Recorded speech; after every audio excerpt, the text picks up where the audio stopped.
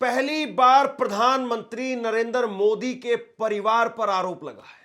पहली बार प्रधानमंत्री नरेंद्र मोदी के सगे भाई, छोटे भाई वो कटघरे में है। पहली बार प्रधानमंत्री नरेंद्र मोदी के भाई का नाम किसी ने लिया है और उस पर सीधे तौर पर गाज एक तरीके से गिरा दी। बाकायदा एक प्रेस कॉन्फ्रेंस हुई है और उस प्रेस कॉन्फ्रेंस के अंदर बाकायदा सबूत सामने रखे गए हैं कि कैसे, किस तरीके से नरेंद्र मोदी अपने छोटे भाई, जिनका नाम है पंकज भाई मोदी, ये मोदी जी के सगे भाई हैं। सगे भाई मोदी जी के वो किस तरीके से, कैसे मोदी जी की कृपा पर पैसा कूट रहे थे, पैसा कमा रहे थे। और इसमें अमित शाह, उनका कार्यालय भी एक तरीके से उनका साथ दे रहा था। दिल्ली के अंदर एक प्रेस कॉन्फ्रेंस हुई। कांग्रेस के राज्यसभा सांसद और गुजरात कांग्रेस के पूर्व अध्यक्ष शक्ति सिंह गोहिल, उन्होंने प्रेस कॉन्फ्रेंस की और विस्तार से सबूतों के साथ में उन्होंने पूरा चिट्ठा सामने रख दिया। देखिए, आपको याद होगा मोदी जी कहते हैं हमेशा से कि भाई हमारा ये क्या कर लेंगे, मेरे तो 140 करोड़ बहन भाई हैं, मेरा कोई अपना परिवार नहीं है, मैंने अपना सारा परिवार देश के लिए छोड़ दिया है, न्यौछावर कर दिया है, हमारा क्या है, ज्यादा से ज्यादा हम ये हमारा क्या कर लेंगे, हम तो झोला उठा करके चल पड़ेंगे। मैं लड़ाई लड़ रहा हूं आपके लिए। भाइयों बहनों, ज्यादा से ज्यादा ये मेरा क्या कर लेंगे भाई? नहीं बताइए क्या कर लेंगे? अरे हम तो फकीर आदमी हैं, झोला लेके चल पड़ेंगे जी। अब मोदी जी जिस तरीके से जुमले कहते हैं, लोगों को बड़ा विश्वास होता है कि नहीं भाई, कुछ भी हो, चाहे पत्नी को लेकर के, परिवार को लेकर के, लेकिन कम से कम मोदी जी में एक चीज तो है कि उनके आगे पीछे कोई नहीं है, बेटा नहीं है, बेटी नहीं है, परिवार में आगे कोई है नहीं, किसके लिए करेंगे, देश के लिए कर रहे हैं। लेकिन हकीकत इसके उलट कुछ दिखाई देती है और हकीकत में आप देखेंगे तो आपको कुछ चीजें ऐसी दिखाई देगी जो वाकई सोचने पर मजबूर कर देती है। दरअसल ये मामला क्या है, मैं आपको थोड़ा सा बता देता हूं, उसके बाद में मैं आपको सीधे प्रेस कॉन्फ्रेंस सुनवाने वाला हूं शक्ति सिंह गोयल की, और उन्होंने बड़े विस्तार से ये मामला रखा और टेक्निकल मामला है, इसलिए आपको बहुत गौर से सुनने की आवश्यकता है। ये दरअसल मामला ये है कि अभी 25 अक्टूबर को गृह मंत्रालय का एक आदेश जारी होता है। 31 अक्टूबर को सरदार पटेल साहब की 150वीं जयंती थी और उस जयंती पर एक कमेटी बनाई गई, टेब्ल्यू एक कमेटी बनाई गई और उस कमेटी के अंदर पंकज भाई मोदी को रखा गया। अब मोदी जी के 4 भाई हैं, एक बहन है, और मोदी जी और ये बाकी लोग जो है मुसलमानों को लेकर के कहते हैं कि नहीं 4 बीबी 40 बच्चे और इस तरह की कहानियां गढ़ी जाती हैं। लेकिन मोदी जी के सोमा भाई मोदी पहले बड़े भाई हैं, फिर अमृत भाई मोदी, नरेंद्र मोदी तीसरे नंबर के हैं, प्रहलाद मोदी चौथे नंबर पर हैं और वसंती बेन वो एक बहन है इनकी, वो 5वें नंबर पर, और पंकज भाई मोदी जिसका आज हम जिक्र करने वाले हैं, ये 6ठे नंबर के सबसे छोटे वाले हैं। हालांकि प्रहलाद भाई मोदी, वो मोदी के बिल्कुल 36 का आंकड़ा उनका रहता है। उन्होंने बहुत सारी प्रेस कॉन्फ्रेंस वगैरह कर दी थी, बड़ा बवाल मचा था, पहले भी खबरें सामने आई थी। लेकिन पंकज भाई मोदी को गृह मंत्रालय के आदेश पर एक कमेटी जो है वो बनती है और उसमें जो है वो रखा जाता है। सरदार पटेल साहब को लेकर के उनकी जयंती पर एक एकता परेड निकालनी थी और उसको लेकर के एक टेब्ल्यू कमेटी बनाई गई और उस टेब्ल्यू कमेटी के अंदर इनको एक्सपर्ट के तौर पर रखा गया। और केवल इतना ही नहीं, बल्कि रोजाना का इनको 10,000 रुपए भुगतान करने की बात भी इसमें कही गई। और मामला केवल इतना नहीं है, 1981 के अंदर ये सूचना विभाग में क्लास 3 ऑफिसर के तौर पर भर्ती होते हैं। अब मोदी जी जो है वो एक तरफ कहते हैं नहीं बहुत गरीब माँ का बेटा हूं, मेरी माँ बर्तन मांझ करके धोती थी, हम लोगों को पाला है, 6 लोगों का परिवार था, 6 बच्चे थे मोदी जी की माता जी के, और 6 बच्चों की मां वो मोदी जी के अनुसार दूसरे लोगों के घरों में बर्तन मांजती थी। इनके सबसे छोटे भाई नरेंद्र मोदी गुजरात के मुख्यमंत्री बने, उससे पहले 1981 के अंदर कांग्रेस की सरकार थी उस वक्त में सूचना विभाग में क्लास 3 ऑफिसर लग चुके थे और इससे पहले भी परिवार के अंदर बड़े बड़े लोग जो है वो अलग अलग जगह पर लग चुके थे। खैर ये सारी बातें थोड़ा सा विषय अंतर हो जाएगा, लेकिन जब ये क्लास 3 ऑफिसर लगे उसके बाद में भी नरेंद्र मोदी जब तक गुजरात के मुख्यमंत्री नहीं बनते तब तक तो इनका जो कैरियर था वो नॉर्मल चलता रहा। लेकिन जैसे ही नरेंद्र मोदी 2001 में गुजरात के मुख्यमंत्री बनते हैं उसके बाद में उछाल आ जाता है और इनको प्रमोशन वो भी धड़ल्ले से मिलता है और अब रिटायरमेंट के बाद में भी एक तरीके से इनको खूब मलाई मिल रही थी।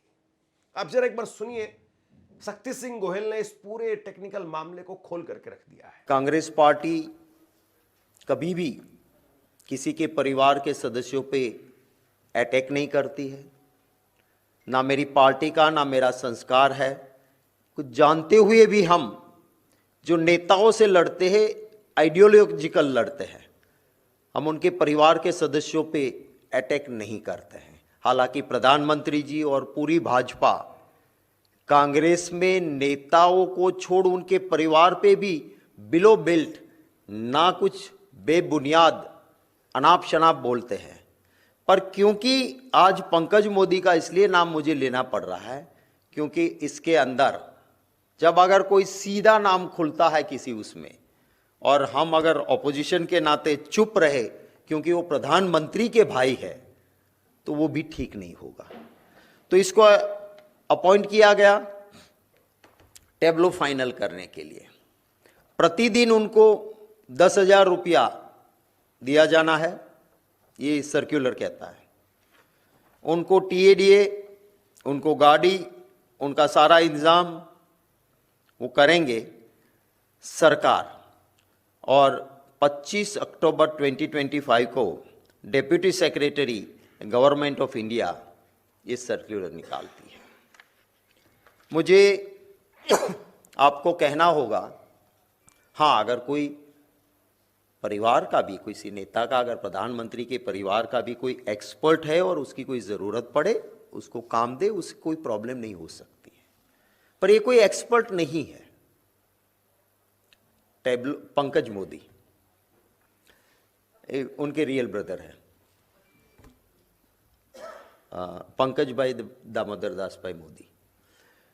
ये 11 मार्च 1981 में इंफॉर्मेशन डिपार्टमेंट में क्लास 3 की पोस्ट पे उसको नौकरी मिली थी।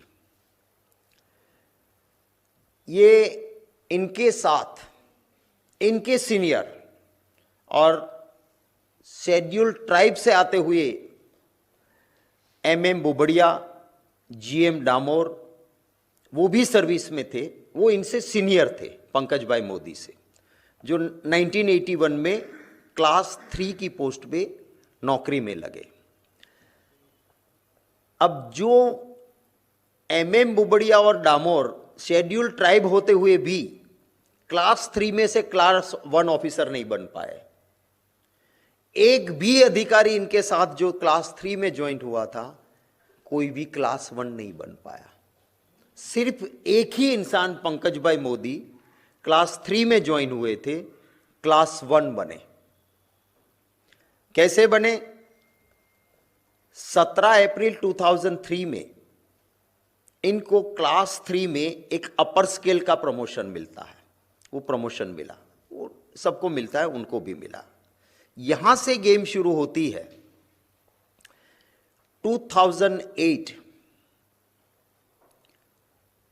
जब आज के प्रधानमंत्री जी गुजरात के मुख्यमंत्री थे, 29 अप्रैल 2008 में पंकज भाई मोदी, जो कि क्लास 3 की हायर पोस्ट पे 2003 में आए थे, 2003 में क्लास 3 हायर पोस्ट, वहां से उनको 29 अप्रैल को क्लास 2 बनाया गया। अब हमारा Gujarat civil services classifications recruitment rules 1967 है। वो रूल क्या कहता है कि अगर मुझे प्रमोशन क्लास 2 का मिलना है तो मैं जिस पोस्ट पे हूं वहां मुझे कम से कम 8 साल होना चाहिए। अब 2003 में जो क्लास 3 हायर स्केल में गए, उनसे आप 8 साल गिनो तो 2011 तक वो क्लास 2 नहीं बन सकता है। पर पंकज भाई मोदी क्लास 2 बन गए। क्लास 2 बनने के बाद क्लियर पोजीशन है कि क्लास 2 में आप जब जाते हो तब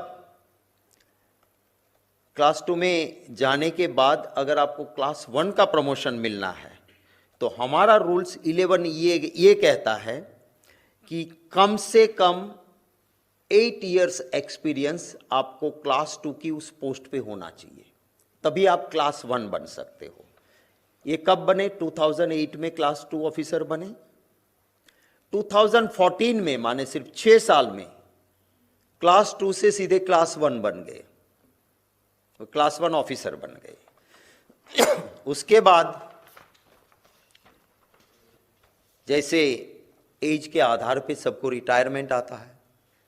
2016 में पंकज भाई मोदी इंफॉर्मेशन डिपार्टमेंट के मेन क्लास 1 की पोस्ट और किसको कितनी इश्तिहार देनी है नहीं देनी है उसके इंचार्ज बने और 2016 में उसकी एज हो गई, रिटायर होना था। रिटायर होने के बाद बाकी लोग चले जाते हैं। एक प्रोविजन है कि अगर जिस जगह से आप रिटायर हो रहे हो वहां प्रमोशन से कोई जगह भरी नहीं गई है, वहां के लिए कोई ऑफिसर उपलब्ध नहीं है, तो नई रिक्रूटमेंट आए या कोई प्रमोशन से वहां आए, तब तक आपको मैक्सिमम 6 महीने तक कॉन्ट्रैक्ट बेस्ड रीअपॉइंटमेंट मिलती है। पंकज भाई को रीअपॉइंटमेंट मिल गई, हालांकि प्रमोशन से आने वाले लोग थे वहां पे। हमारा रीअपॉइंटमेंट का रूल्स है कि 2 से ज्यादा ऐसी रीअपॉइंटमेंट नहीं, फिर वो जगह भर देनी चाहिए। 16 से लेके बरसों तक वो जगह नहीं भरी गई। यही आदमी जो रिटायर हो गए हैं उसी टेबल पे, उसी जगह पे, हमारे रूल्स कहते हैं कि रिटायरमेंट के बाद अगर रीअपॉइंटमेंट भी देते हो तो उसी जगह नहीं देना चाहिए जिस जगह का जो काम था उस टेबल से हटाना चाहिए। बरसों तक रहे। जब जाके कुछ अधिकारियों ने कहा कि अब हम हाईकोर्ट में जाएंगे, गलत हो रहा है, तब कुछ महीने पहले उन्होंने वह पद छोड़ा और क्लास 3 में जो थे वो क्लास 1 बने। उनके साथ भर्ती हुआ एक भी आदमी शेड्यूल ट्राइब या शेड्यूल कास्ट, मैंने आपको नाम दिए, वो एसटी और एससी होते हुए भी वो क्लास 1 नहीं बन पाए। सिर्फ एक आदमी क्लास 3 से क्लास 1 बना। और वो अब जब वो पद छोड़ा है तो भारत सरकार इसको टेब्लो एक्सपर्ट मानती है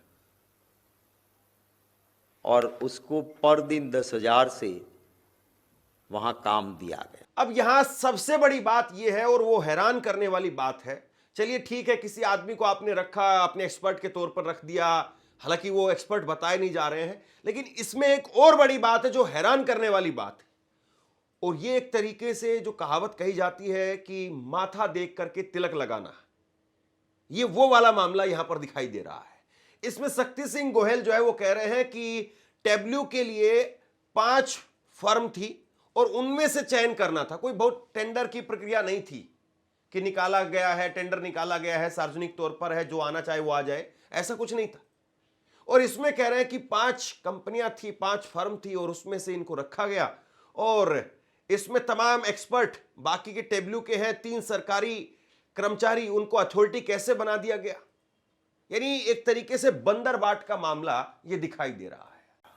ये 5 फर्म जो चुने गए, ये 5 कंपनीज को ही टेब्लो का ऑर्डर देना था। ये 5 के मेरे सवाल अब ये है कि ये 5 पार्टीज आपने चयन की तो उसके आधार क्या थे, आपने कैसे 5 पकड़े। ऐसा काम करने वाले देश में बहुत सारे लोग थे। दूसरा मेरा सवाल है कि आपने ये सारा गफला करने के लिए वर्ड यूज किया है पैसिटी ऑफ टाइम, माने हमारे पास वक्त की पाबंदी थी तो हम टेंडर नहीं मंगवा रहे हैं और सीधा ये 5 नाम तय करते हैं। तो मेरा ये सवाल है कि पैसिटी ऑफ टाइम कैसे हो सकता है, क्योंकि ये पॉसिटी ऑफ टाइम तब आता है जब कोई नेचुरल कैलिब्रेशन, सरदार साहब की जन्म जयंती, 150वीं जन्म जयंती, सबको पता है, 1 साल से प्लानिंग चल रही थी, तो 1 साल में आप टेंडर नहीं मंगवा सकते थे? तीसरा मेरा सवाल है कि इसमें से एक तो पति पत्नी है, तो आपको फेयर डीलिंग करना था, तो 5 चयन किए, उसमें से पति और पत्नी क्यों चयन किया? मेरा चौथा सवाल है कि देश में टैबलो के लिए डिजाइन, जानकारी, एक्सपर्ट सारे लोग होते हुए भी एक इंसान जो क्लास 3 में भर्ती हुए थे और इंफॉर्मेशन डिपार्टमेंट के सरकारी नौकर रहे, उसको आपने अथॉरिटी कैसे बना दिया कि वो टैबलो के लिए फाइनल अथॉरिटी बनेंगे और 10,000 रुपया पर डे उनको दिया जाएगा? तो ये मेरे कुछ सवाल थे। अब मैंने पहले ही कहा आपको कि हम जनरली कांग्रेस या मेरा एक कल्चर, हमारा स्वभाव नहीं मेरी पार्टी का कि हम किसी नेता के परिवार के सदस्य के ऊपर अटैक करें, किंतु ये सारी चीज़ें जब हमारे सामने आई है तो उस वक्त पे एक जिम्मेवार ऑपोजिशन के नाते, हाँ, उनके काफ़ी और नेताओं के, इनके भी परिवार के दूसरे लोगों के लिए डिटेल्स है हमारे पास, पर हमारा नेचर नहीं है, हमारा ये संस्कार नहीं है करे, पर पब्लिक इंटरेस्ट में ये चीज़ ज़रूरी लगी। और ख़ास करके सरदार वल्लभ भाई पटेल इस देश का बहुत ही महत्तम, लोगों के दिलों में रहे वाला नेता, इस देश का गौरव, सरदार साहब जिन्होंने ट्रांसपेरेंसी और करप्शन के लिए इतना एक बेहतरीन अपना इमेज बनाया कि महात्मा गांधी जी ने भी कहा था कि कोई भी सरदार के हाथ से निकले हुए काम में भ्रष्टाचार की कहीं दूर तक छोटी सी भी चूं या चा नहीं हो सकती है। ऐसे सरदार साहब की जन्म जयंती के टैबलो में इतना बड़ा जब घपला हुआ है तो वो बात मैंने आपके सामने रखी है। ये सरदार वल्लभ भाई पटेल का भी, उनके सिद्धांतों का, उनकी भावनाओं का भी, उनके नाम पे जो अपमान हुआ है, इसके लिए सरकार देश की माफ़ी मांगे, ये मेरी मांग है। अब बताइए इसके बाद में क्या कहा जाए? प्रधानमंत्री नरेंद्र मोदी पर सीधे तौर पर आरोप लग रहे हैं। प्रधानमंत्री नरेंद्र मोदी के भाई, सगे भाई पंकज मोदी, वो सवालों के घेरे में है, लेकिन मीडिया में इस खबर पर बात नहीं होगी। एक इतनी बड़ी प्रेस कॉन्फ्रेंस हुई है, कहीं ऐसा नहीं है कि किसी पत्रकार से कुछ कह दिया गया हो या कहीं गुजरात में कुछ हुआ है, कुछ पता नहीं चला, दिल्ली तक खबर आई नहीं, दिल्ली में आकर के वो प्रेस कॉन्फ्रेंस कर रहे हैं और वो खबर दिल्ली के अंदर अखबारों में, मीडिया में कहीं छपती नहीं है, कहीं चलता नहीं है। प्रधानमंत्री नरेंद्र मोदी के भाई है। देखिए, आप एक बात कहेंगे कि देखिए भाई, दूसरे लोगों को देखिए, किसी के परिवार में नाना मुख्यमंत्री प्रधानमंत्री थे, फिर दादी प्रधानमंत्री, अब वो खुद प्रधानमंत्री बनने के लिए तैयार है। अब मोदी जी के भाई ने एक छोटा सा पद ले लिया तो इतना हल्ला क्यों मचाना है? सही बात है। राहुल गांधी जी के परिवार में उनके नाना जवाहरलाल नेहरू वो प्रधानमंत्री, दादी प्रधानमंत्री, अब वो खुद प्रधानमंत्री बनना चाहते हैं। लेकिन सवाल यह है कि साहब, कम से कम राहुल गांधी इस बात को तो नहीं कहते कि मैं गरीब मां का बेटा हूं, और वो ये तो नहीं कहते कम से कम कि मैंने अपना पूरा परिवार लोगों के लिए छोड़ दिया है। राहुल गांधी की भी शादी नहीं हुई है और प्रियंका गांधी वो भी सालों तक 20-25 साल इंतजार के बाद में लोकसभा से चुन करके आई है। यानी जो है कम से कम वो चुन करके आए हुए लोग हैं। ऐसा नहीं है कि बैठा दिया गया, वरना सोनिया गांधी या राहुल गांधी या फिर प्रियंका गांधी अगर चाहते तो कौन सी पोस्ट उनको नहीं मिल सकती थी? किस डिपार्टमेंट का चेयरमैन बना करके बैठाया नहीं जा सकता था? उसमें कोई चुनाव की जरूरत नहीं, कुछ भी नहीं है। राहुल गांधी जब मनमोहन सिंह की सरकार थी, सब मंत्री बनाए गए, ज्योतिरादित्य सिंधिया, आरपीएन सिंह, सचिन पायलट, सबको मंत्री बनाए, लेकिन राहुल गांधी नहीं बने। तो जब सुचिता की बात आती है, नैतिकता की बात आती है, वहां उस तराजू में आप हल्के क्यों पड़ जाते हैं? सवाल इस बात का है। बहरहाल, पंकज मोदी को लेकर के जो खुलासा हुआ है उस पर आप क्या सोचते हैं? नीचे कमेंट बॉक्स में लिख करके अपनी राय जरूर बताइए। इस खबर को शेयर कीजिए। धन्यवाद।